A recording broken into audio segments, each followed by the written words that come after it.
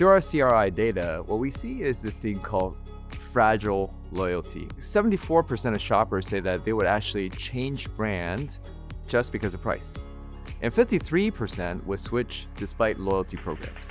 So we have a fragile loyalty. Consumers are willing to spend on the brands they care about.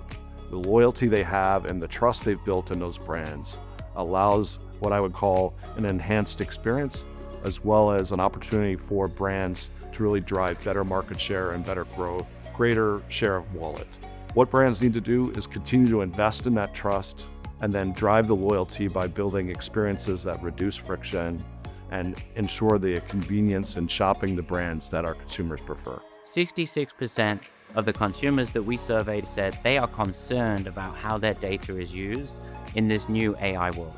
So retailers really need to think about what is the data they need, but drive that transparency and explain to their consumer base exactly how it's going to be used.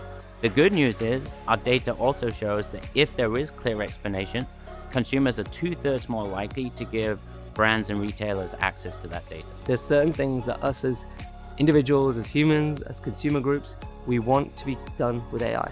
There's even bigger areas that whilst we're okay with AI doing the initial curation, we want that human element to aggregate, synthesize, and give us what is the human validated word. So at the moment, I think there's a really interesting balance of these two things coming together. What we have found is that if you're able to explain to the consumer why you recommended something, you increase the trust factor from 36% to 66%. It's almost a doubling.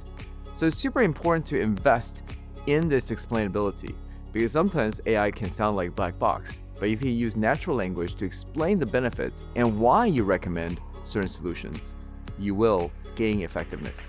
It could be, say, based on people like you, this recommendation makes sense. Or based on your past history of purchases, this makes sense. Whatever logic, if you provide it, it increases the chance that the consumer trusts you. Retailers and brands need to recognize that the consumer in 2026 is still very value conscious. We've seen large inflation over the last several years, and that's still playing out in how people feel.